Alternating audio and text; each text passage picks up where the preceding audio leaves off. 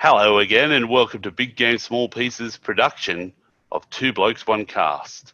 I'm Mitch. And I'm Luke. And today we're going to be talking about a very important part of playing a game or playing in a campaign, running a campaign, and that is the Session Zero. Oh yeah, Session Zero is kind of important for getting everything off on the right foot, I reckon. Yeah. So what we're going to do is we're going to run through some points, things to look out for, things that we find important. Now, Luke and I have very different DM styles and very different approaches to campaigns. Both are correct. Try and tell me otherwise. You can't. We're geniuses. Life's good. So, set expectations, players and DM. What's this about, Luke? Well, I guess this all falls under as to why. Why would we have a Session Zero? Why bother? Why use a whole session when you could get playing? And I guess with setting expectations, it's coming down to the group deciding what and how we're going to play. Both what I as the DM would expect the players and what the players expect of me. Yep. Or if you go into Adventure League, you could always set expectations for low. No, I'm just kidding. I think Adventure League's great. Well, I mean, as a DM, I expect my players to rock up or tell us if they're not going to, and I'd expect them to generally be on time. I'd expect them, unless advised, and I'd expect them to be ready to play the game. And you can talk about phones, you can talk about all that sort of stuff, but it's what I expect of the players, and then for the players, what they expect of the GM. We expect you to kind of have the game ready, not be reading it as you're doing, or you need to tell us like, I'm not ready to play this week's session, guys. Work's been hectic. Yeah. Can you stand me reading as we go, or can you handle putting it off this week? That's a good one. That's a good one. Also, when we talk about setting expectations, we talk about setting expectations of what's to come in the campaign. Knowing what characters might be more appropriate, what sort of world they're going to be living in. I think one of the biggest things for helping them design their character is, does race matter? Yep. Because if they're joining a world where everyone in the world wants to kill goblins, and this person really wants to play a goblin, you may have a mismatch and may need to talk. Yeah, and some other things, knowing what's ahead of you, what level we're going to run this game till. If I'm sitting here going, by the time I get to level 18, I'll be able to do this, and you're like, we're only going to play till like level 5, man. you need to understand what I'm playing here.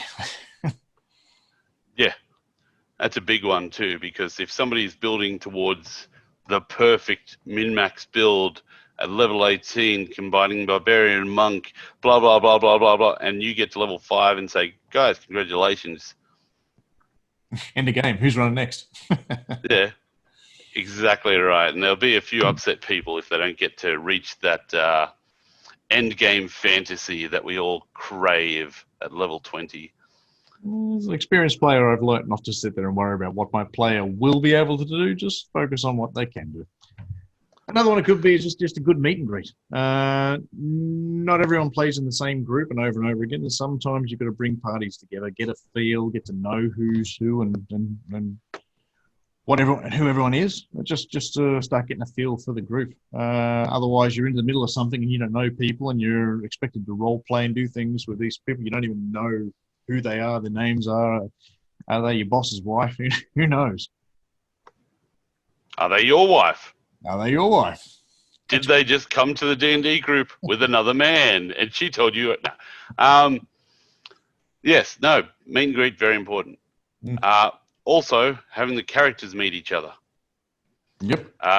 One of my friends made a beautiful tabaxi rogue and turned up to a D&D campaign, and in their Session Zero found out that one of the people had a phobia of cats.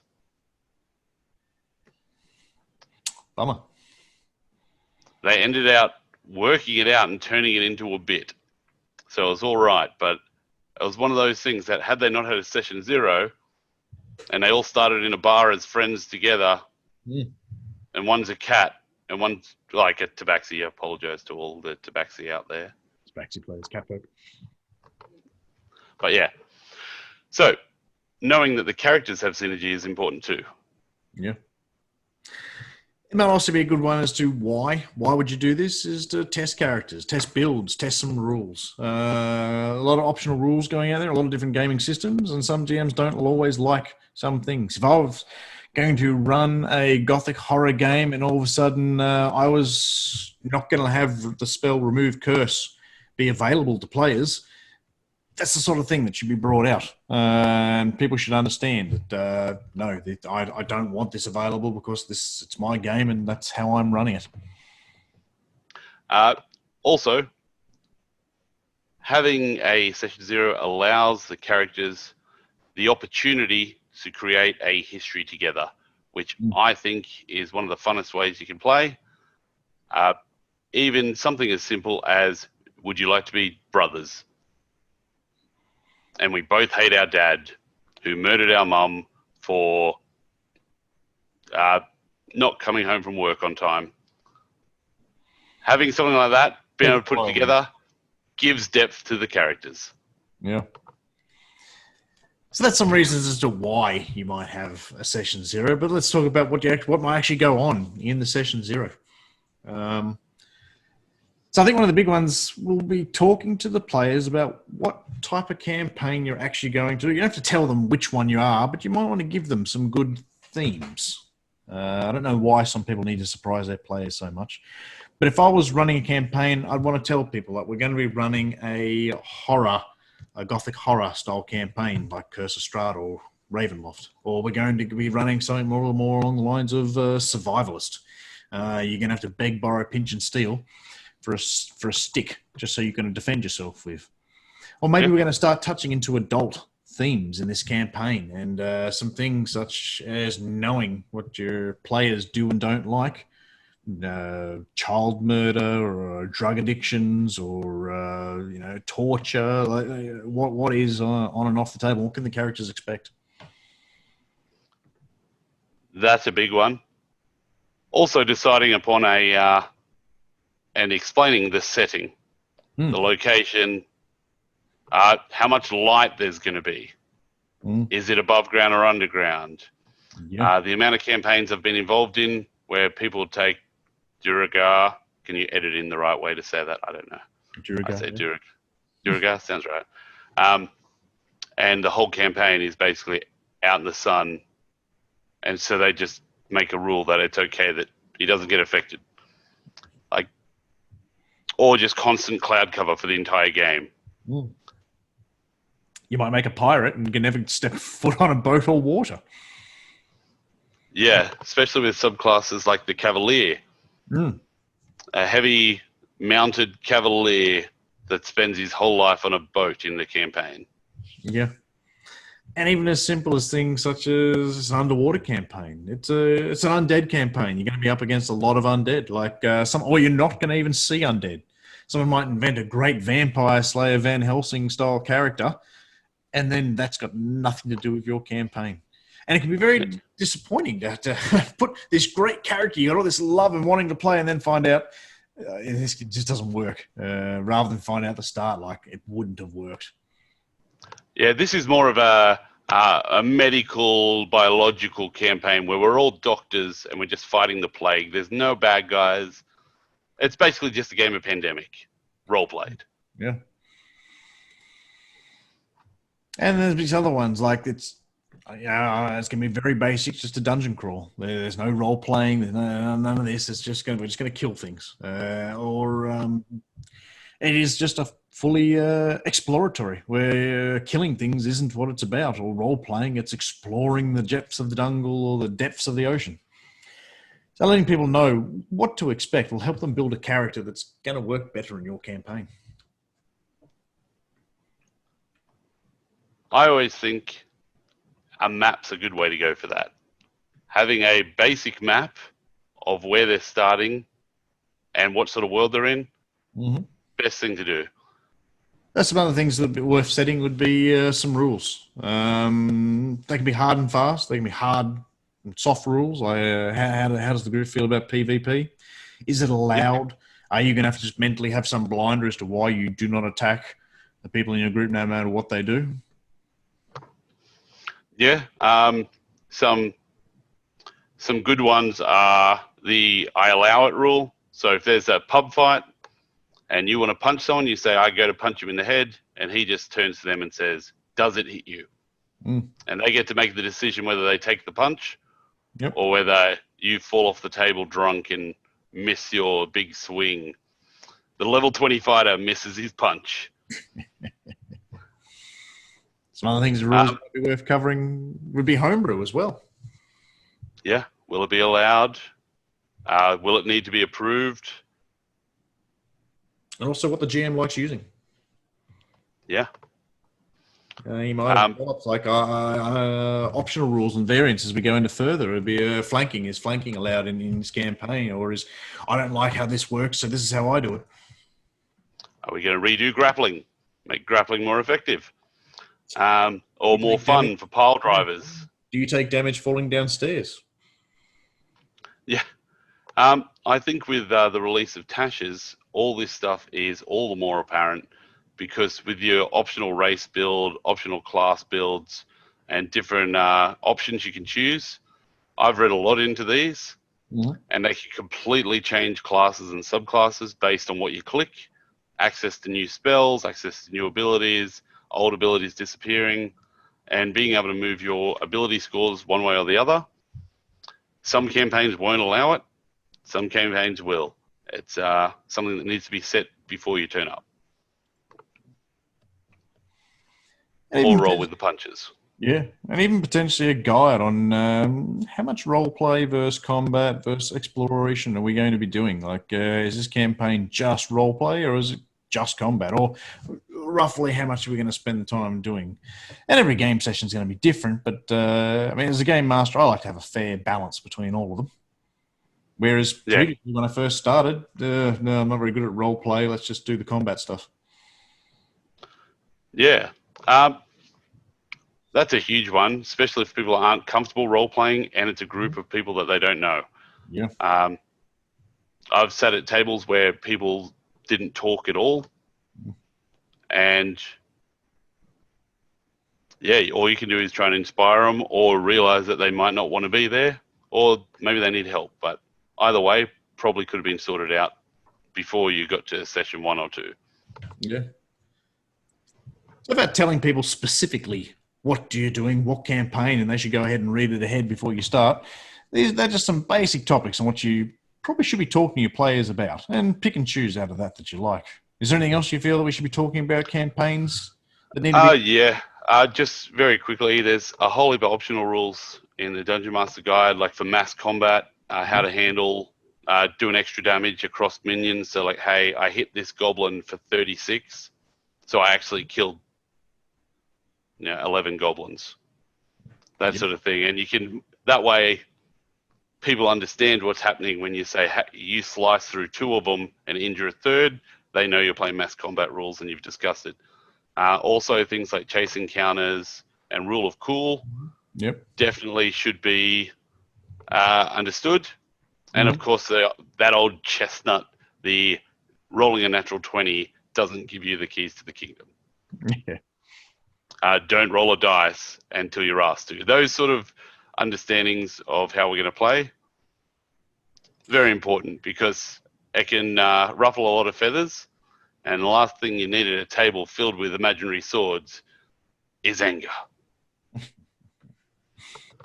that's starting to get into some of the more social side of things, I guess, in the game. Some things probably need to be reviewed about stuff that happens around the table. Are people allowed to drink at the table? Yes. Yes, they are, or yes, that's a good Yes, they are.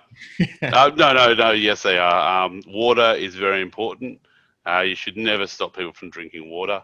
Stay hydrated. Dehydration is very dangerous. Heat stroke, I don't know where you are in the world, but yeah, always drink water. But no, it is that's one of those discussions that needs to be had, because, you know, someone getting drunk and then letting a few words fly across the table might not be the greatest way to start your session off. Yep. Another thing that comes with that is how people are getting home. Yeah. If people come to your house and drink and they're not allowed to stay the night, Yeah. you might need to rethink your drinking policy for the safety of others. Right.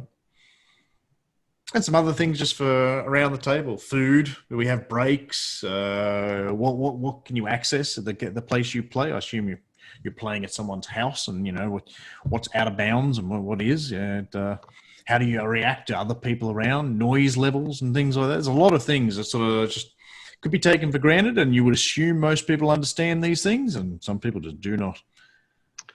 Yeah. Also, you could look up D&D horror stories for this sort of thing, and find out about people that rocked up to a party, D&D session thinking it was regular role play, and it turned out to be erotic. Some very red faces. Great to listen to. Great stories to listen to. But yeah. Some of the ones would be attendance, be on time. Can you promise an attendance of, you know, like 80% ish, give or take? Or is, you know, I'm only likely to be here 50% of the time because I work every second one, or whatever have you? Just understanding what it's going to be. Yeah. Having that discussion. There's a great example of this in Critical Role, where one of the characters worked on a TV show. Yep. And every time she went to film, she would disappear for months on end. Right. And every chance she could get back, she would. And they basically just worked out like, hey, yeah, she either teleported there or used astral projection, or just showed up in the nick of time to a random place in the depth of a dungeon somewhere that a god dropped her off to. Yeah. And having these sort of things, we had the book, the magazine of magazines, that Yes. in between sessions, if someone was away, they'd just be reading a magazine in the cart behind everyone. Engrossed thoroughly. Engrossed thoroughly, and the enemies, but they just didn't attack them. Having some sort of letting people know that they have to be there, or they are allowed to have lives, is a big thing. Yep. Because if somebody's life is busy and hectic, and this is the 20th thing on their list, they most likely aren't going to show up if anything happens. Yeah. And that's okay if it's a flex campaign, or like Lancer, one of the RPGs I played, where you literally sometimes get dropped in from a dropship for a small mission, then you go home, and that's it. So you can be away for 12 missions and come back and be in the 13th mission with no real issues. But you've got to work out some sort of logistics or method of doing it that makes sense, and people have to understand what the requirements are, or that it is flex. Like if you're just playing with friends and you just want to spend time with them playing D&D, telling people they must be on time, or that you'll be very, very angry with them, and you'll write a letter telling them that you're angry with them, probably won't do anything, because they know that you love them.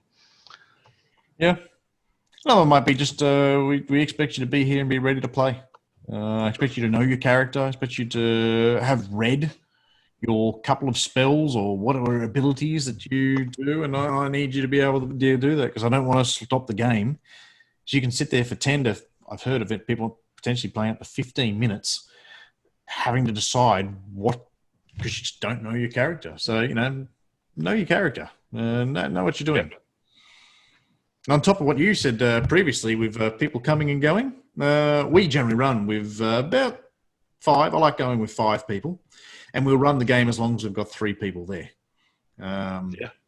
Any less than that, and all right, we're starting to get overwhelming for the numbers and the general campaign for how a lot of these games are designed, and most of the group isn't there and going to miss out. So having 5 players running with 3, I found that's a great one. Yeah. The only other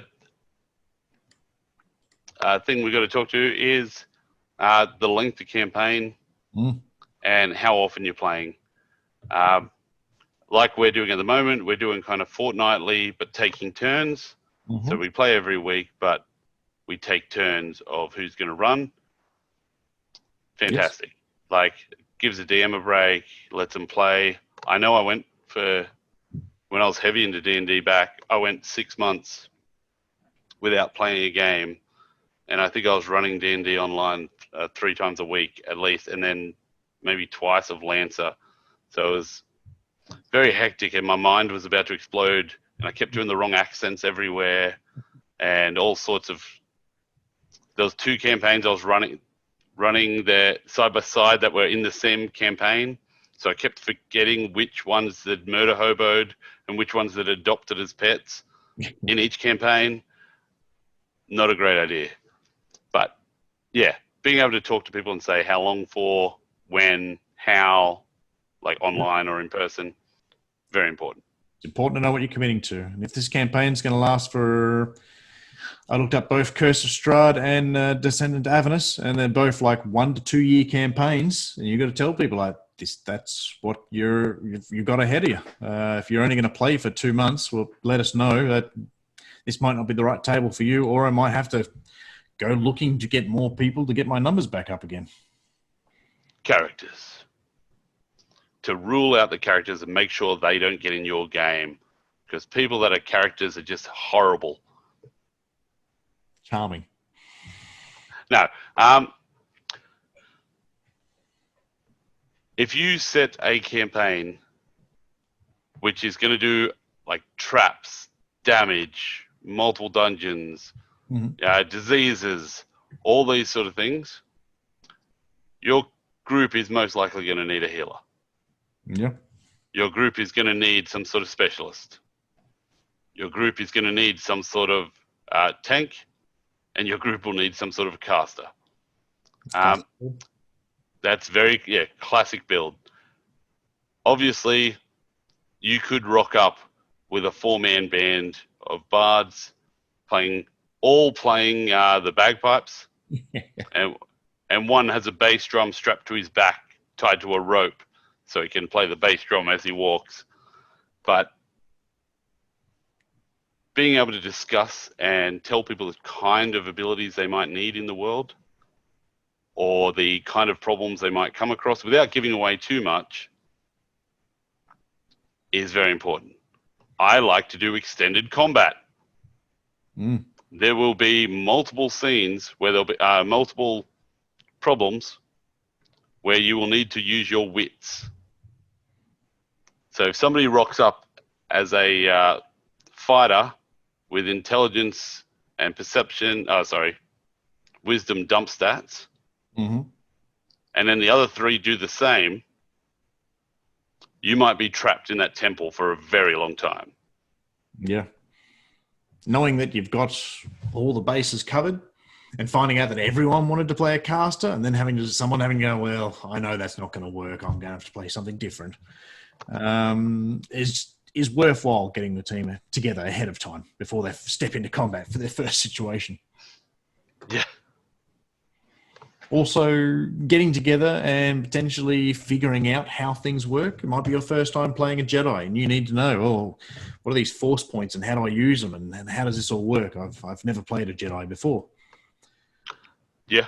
Concentration checks, maintaining concentration. The amount of high-level players I've seen, I myself have done this when I play a fighter for an extended amount of time, and then I go to a caster, and I go to cast 2 spells. A bonus action and a full action, and they're both concentration, and I can't do 2 spells in one turn anyway, so it's like a double whammy of stupid. Yeah. But being able to test and adjust your abilities and sort of run through a few things in a low hazard area, it's kind of like learning to drive in a car park.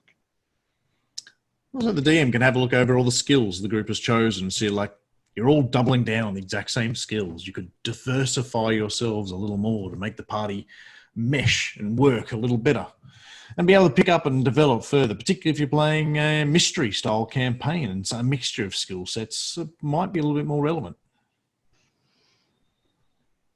And why have you all taken elemental feat, acid? Is it because none of the enemies have resistance to have immunity to acid? Yeah. We have a fellow who wanted to build a character in my Descendant to Avernus campaign. He wanted to be a poisoner rogue. And I was like, that's great, but just understand, come the point when you hit hell, everything's immune to poison. So your character's not going to work well. Let's reshape it. Let's redesign it. Or let's talk about other ways that you could poison a devil. Or what we're going to do when you get there and the way you kill people doesn't work. What are you going to come up with? Yeah. Are you happy will I be with able that to conflict? Will I be able to invent some sort of cold poison that does cold damage? Like, is it that sort of campaign? Like, all very important things to discuss. How lenient you are with modifications. Yeah. And background tie-ins. They've been pretty big in your campaigns that you like, Mitch. Yes. I still think that the best thing you can do for your campaign is campaign tie-ins. So you go to someone that you have synergy with, that you can bounce off, and you say, I want you to be my brother, my sister, my uncle, my best friend, my enemy, or someone that is in the party that is in my social circle, also like a slave or a maid, some sort of backstory, and you can work on it together. In the spy industry, they call it like a legend. Instead of building a background, build a legend. Actually talk to them, come up with what you did as a child, how'd you grow up, what were your parents like, were you kidnapped as a child, and then your parents wouldn't pay the blackmail money, and then the other sibling had to go rescue them. Like, these sort of things, discussing it in a session 0 and building your bond and working out little things that you'll do to each other. Like, hey, every time you leave the hangar, I'm going to spray paint a big old C and B with little drops coming out all over your spaceship. Funny. It's a little bit that you can do. It's something that, like, no one else expected it. You've come up with something. You've now got this big backstory that other people can bounce off. Yeah. And one thing that I've definitely noticed is when you give a really good backstory, most DMs will start actually bending their campaign, if it's a homebrew campaign, towards the backstory. And they'll start putting your characters in there. They'll start putting your backstory, like, hey, you just heard your father's coming to visit the starship. Yeah. The one you hate. Like, that sort of thing. Like, it gives other people and the DM something to bounce off, and it gives you something to go back to reflectively when something goes wrong. So if you take the time in a session 0 to sit down with a close friend you can bounce off, that you'll enjoy acting or role-playing with, and come up with some sort of bond or some sort of combined backstory. We came from the same school. We know the same people. You like me, I hate you. That sort of something you can laugh with. I think it just gives so much depth to your character and the campaign that you should never overlook it. Yeah. Another thing to should go over with characters would be character changes. What happens to that poisoner rogue when he finally does get to hell? Well, he's going to get swapped out. We've already got a plan for him. I'm only going to play him up to this, and then I'm going to swap characters out. Or maybe a new book comes out, and everyone's like, I want to change my subclass for D&D into something different because this is better than that. Or you just realize, I took this feat three levels ago. It doesn't work. It's not what I thought it was. I want to change it. How do we go about changing my character? Yeah. It's one of the biggest things, death. Do I need to be afraid of death? And if that happens, do I need to leave the campaign? Or do I get another character next week or today? Do I have to have one prepared? Are we going to die every week? Call of Cthulhu. Do I need to bring a number of characters with me ready to go? Or can I expect, there'll be death, but there'll be life again? Will the character come back? Yeah. Can I be cloned? And I guess also, what happens to your character when you're not there, when you're not in the game?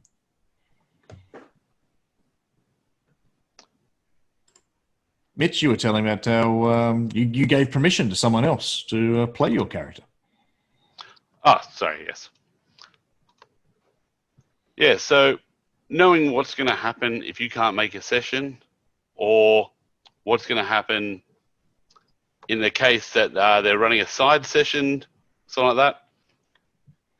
Being okay, like discussing it and working out what's going to happen. In my D&D campaign, the first one I ever played in, we actually had 100% attendance for a very long time. It was pretty unheard of. Everyone traveled generally like half an hour to get there, and we'd stay there for 4 to 5 hours session, have dinner there. Everyone got on great, which is funny because most of us didn't know each other. Yeah. And yeah, it was just it still is a really good group. Yeah.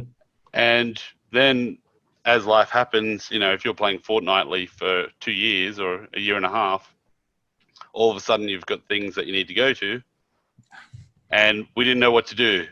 And yeah, I gave permission for someone to play my character when I was away. Yep. And then when he went away, he let me play his character.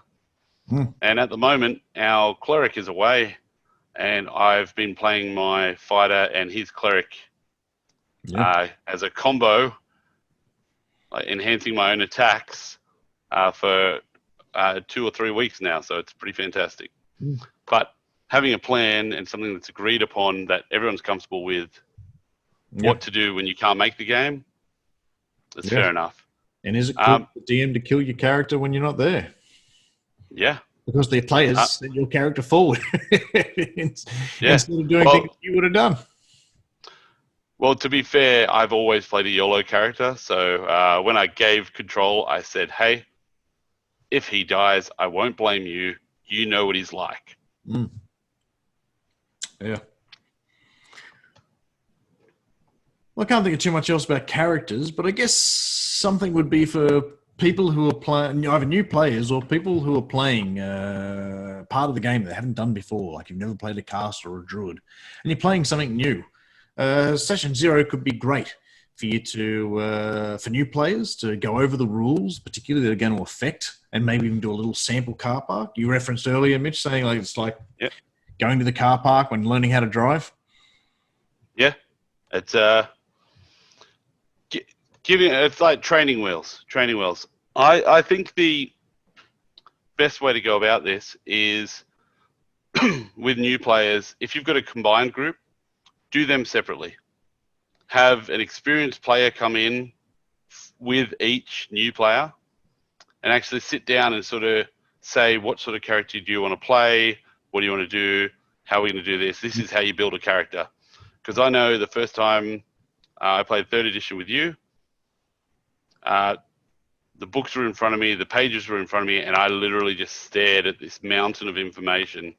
And it wasn't until you started going through it and writing stuff in that I was like, yeah. That's what yep. Elf, yep. Wood elf. That's it. Yeah, ranger. Yeah, or druid, I think it was. I don't know. But it's one of those things where having someone there to help you is a big deal. Yeah. And doing a separate little side one for the newer players to give them an idea of what's happening. And then allowing a session 0 after that, where they can contribute on an equal level almost, is a big deal. I know what we basically had for my first campaign ever, because this is the only one I can do as a new player. My first campaign ever, our DM sent off a file, like a folder, a file of basically the history of the region.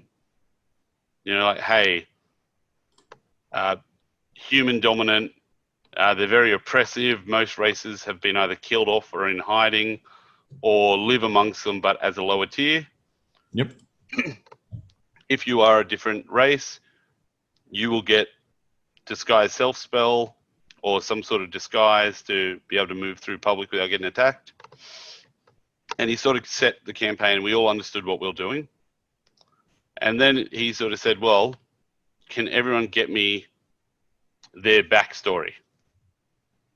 And being the person I am, I wanted to be, I always like to tweak things. So I chose human fighter, which is very complex, many choices to be made there. Yep. But then my background was what I beefed up because I can role play. So I beefed up the background and sent him basically a small novel of all these characters and understandings. And I tried to write it like a graphic novel almost. Yeah. The first, I think, 10 sessions of the campaign were heavily persuaded. There was lots of characters from my backstory coming into it. And I thought that was a great thing. It made me feel very special.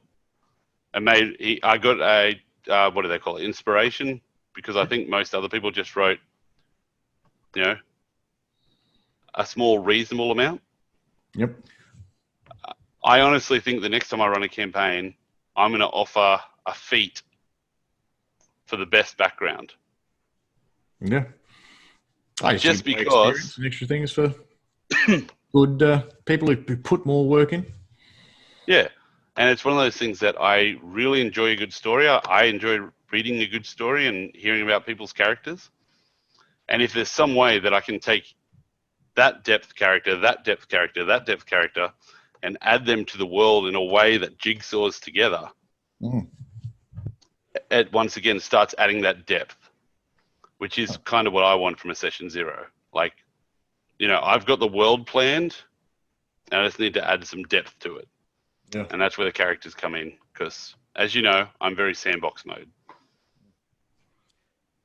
So, Mitch, session zeros, definitely worth doing. Without a doubt. The biggest thing is the meet and greet. If you turn up to your session 1 and there's a burning cross and they ask you to put a hood on, perhaps you should have gone to the session 0 to find out what they're about. And definitely there for setting expectations on what the DM wants and what the players want, so that we're not going to get so far into it and then realise this should have been solved earlier. Yeah. One thing that I will definitely put forward also before a session 0 is if you do have a new player. Mm-hmm. What Luke did for me was he basically just said, hey, you want to see what the game's about? Here's your character. You're a druid with a pet wolf. There's a gap here. Like, he basically just drew up a map and put 2 enemies on a hill over there. And I had a little bit of a walk around, find a bit of a fight. I rolled some dice. I got excited, and I decided I liked D&D. And I'm still playing now. But if he'd made a big campaign and I rocked up to a session 0 and found out I don't like D&D, I might feel obliged to come for a few sessions and then just stop coming because I don't like it. Like, having someone actually experience D&D, just a quick, like a quick match, what do you call that? Improv battle scene, just so they understand what that side of it's about. Very important. So if they're that new, maybe don't throw into a campaign. Let them have a bit of fun first and then talk. See so many DMs saying, I'm running my first campaign. It's one of those big ones.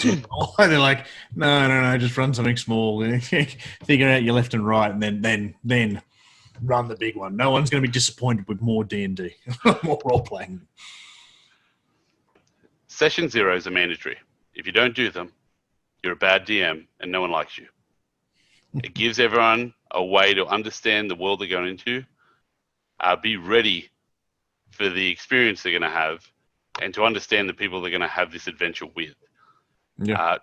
Taking the time to understand fully, or as best as you can, the people you're going to be spending time with, their influences, what they like, what you like, and how that's going to interact as you guys have fun experiencing a world, is one of the most important things about the game. It's perfectly okay if you and your friend like different styles of D&D. You just have to work out if you're going to have one campaign that covers both, 2 separate campaigns that cover one of each, or if you're going to meet somewhere in the middle and tone it down a bit while maybe having a bit more battle or something. But it's a session 0 is a negotiation between people. It is. And it's well worth doing. Thanks for listening, and we'll catch you next time. At the movies.